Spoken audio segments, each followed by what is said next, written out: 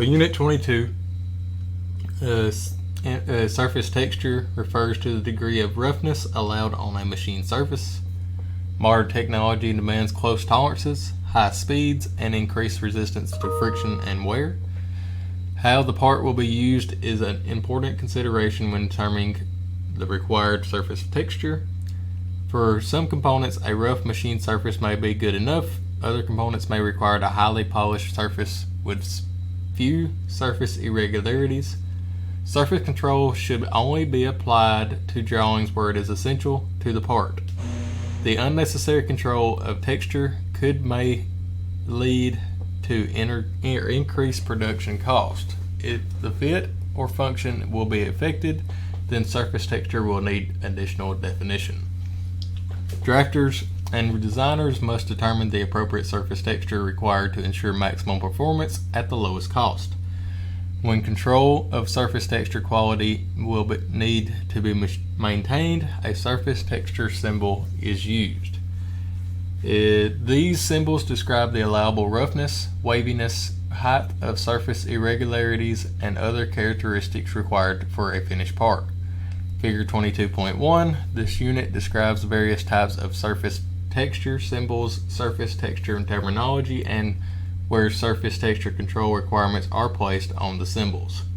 So surface texture characteristics. You got waviness, height, true, typical flaw, which is a scratch, lay, which is the direction of dominant pattern, sampling, length, roughness, width, cutoff, so instrument cutoff, typical peak to valley roughness average, with waviness width, so from one to the other, typical roughness width, and then mean line of surface roughness.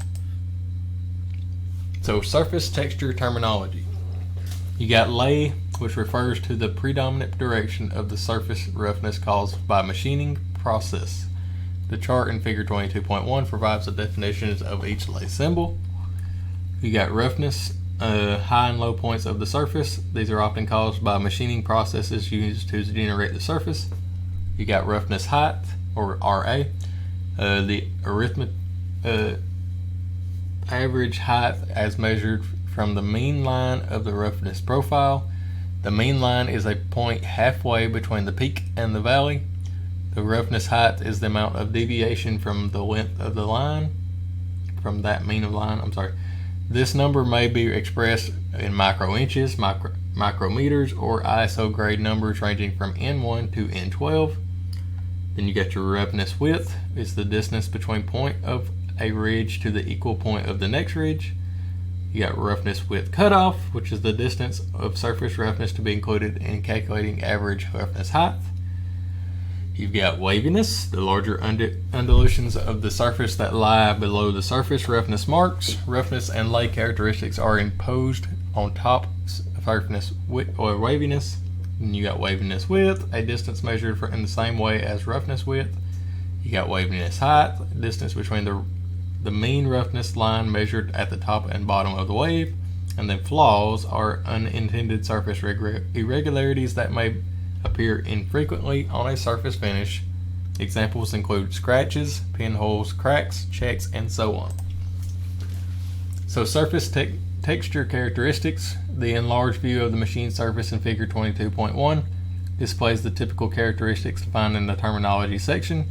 Standard surface texture symbols are used to ensure conformity among manufacturers. Lay symbols. Lay symbols are used to represent direction of the tool marks on specified surface. Lay is specified for both functional and appearance, and wear, friction, and lubrication qualities may be affected by the lay. Figure 22.2 shows various lay symbols and how the tool marks might appear on the work surface. So that looks like an equal symbol is lay parallel to the line representing the surface to which the symbol is applied. So direction of tool marks. Then you got perpendicular line, so lay perpendicular to the line. And then you got an X is lay angular in both directions and to the line representing the surface in which the symbol is applied. So direction of tool marks is going to be angled. M is lay multidirectional, so it can be any which way. C is approximately circular relative to the center of the surface to which the symbol is applied. So more likely you're going to be running these on a lathe. R is a lay approximately radial relative to the center of the surface to which the symbol is applied. And then P is a lay non-directional, pitted, or protuberant. So surface texture symbols may appear as machining symbol described in Unit 21. However, variations of the symbol are used to communicate and clarify surface texture control requirements. Figure 22.3 shows the basic surface texture symbols that may be found on engineering drawings and provide a description of each. Additional information is often placed around a surface texture symbol to specify greater control of finish requirements. Print readers and machinists need to be able to interpret the information provided by a surface texture symbol when determining manufacturing or process. So, that symbol, this surface may be produced by any method. That one, material removal is required. That one, material removal prohibited. That one, complete symbol. And then that one is symbol surface texture control. Alright, location of rating symbols. Rating symbols and allowances are placed around the surface texture symbol in specified locations. Figure 22.4 illustrates the proper location for each. So, that one's going to be your waviness height. That one's going to be your roughness average values, and then machining allowance. Maximum waviness spacing, roughness sampling of length, and lay symbol. So, there's an example of all of these. And then you can look through all these and see what these actually mean too. So, surface texture symbols, like dimensions and machining drawings, should only appear once on a drawing. They should not duplicate or be duplicated on adjacent views of the same surface. When placing on a drawing, the symbol always is shown in the upright position, as shown in that 22.5. So measure surface texture. The surface characteristic that is most often regarded as critical is roughness height. The instruments used to measure roughness height are called profilometers. Two common types of profilometers used to this are the stylus and the optical. Stylus profilometers are mechanical instruments that use a probe called a stylus that physically move across the surface to record a roughness average or RA value of a roughness height. So it's just going to show you the average of all of these.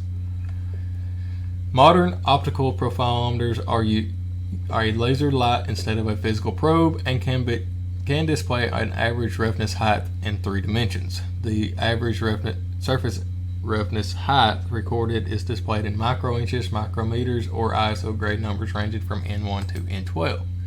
So microinch is 1/1,000,000th of an inch, or that number. The higher the number of microinches, the rougher the surface. The symbol is used to indicate a reading of microinches is that. A micrometer or micrometer is a 1/1,000,000th of a meter, or that number. The symbol is used to indicate the reading of micrometers is that. Called Alright, roughness average values. Figure 22.7 shows the recommended roughness average ratings in microinches, micrometers, and ISO International Standards Organization. In series roughness grade numbers. The ISO system may be found on drawings exchanged internationally to avoid misinterpretation. So, N1 through N12, and that's your microinches.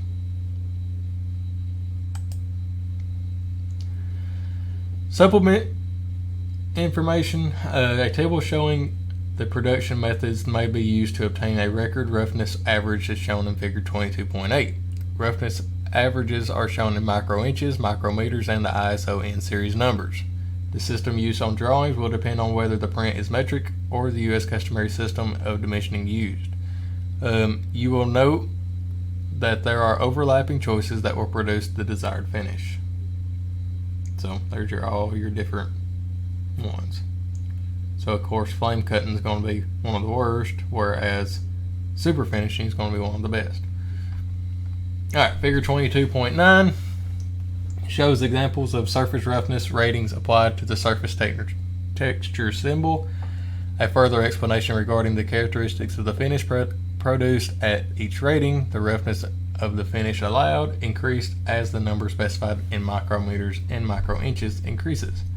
So description of various surface roughness ratings. So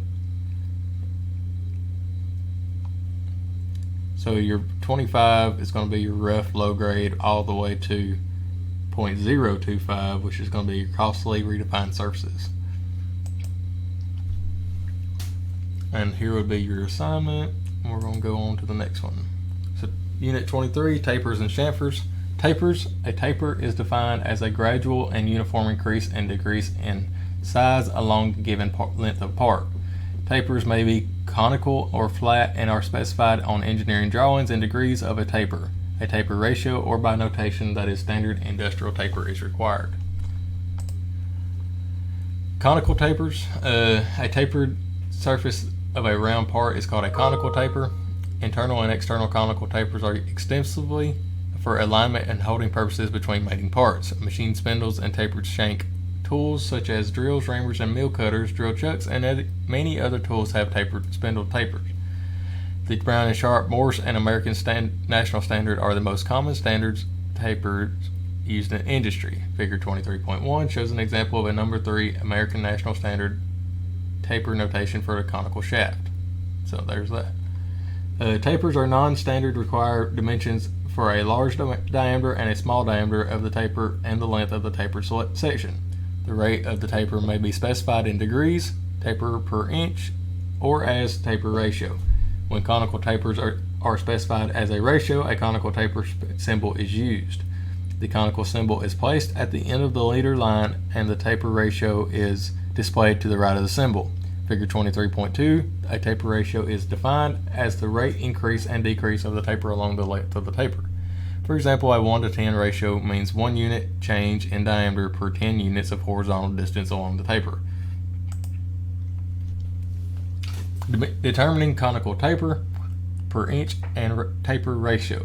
If a ratio or angular dimension is not provided, the taper can be determined if the larger diameter and smaller diameter and length of the taper are known. For example, by subtracting the smaller diameter from the larger diameter and dividing the length of the taper, the amount of taper per inch, or TPI, can be determined. The TPI can be converted to a ratio. So there's your formula: large diameter minus smaller diameter divided by length, and that's what you would come out with. Flat tapers. Flat tapers are defined as a slope or inclined surface of a flat object.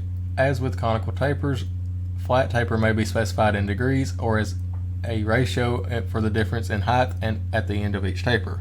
When specified as a ratio, a flat taper symbol is used. Examples of methods used to specify tapers are shown in figure 23.5. Methods of specifying flat tapers are going to be like this. Determining flat taper per inch and taper ratio. If a flat taper ratio or taper per inch is not given, it can be determined by using the same formula used to determine a conical taper. In order to use a formula, the height of both ends of the taper as well as the length of the taper must be known. Using a formula, subtracting the height at the small end of the taper from the height of the large end, and divide the length of the taper to determine the taper per inch. The taper ratio can be determined by using TPI number. An example is provided in 23.6, in which the dimensions of the part are height, it's 0.75, or big length, but small length, and length. There's going to be that. So that subtracted this, and then 2 inch divided by 2 inch. Chamfers. A chamfer. Actually, I will start this on the next slide or next video.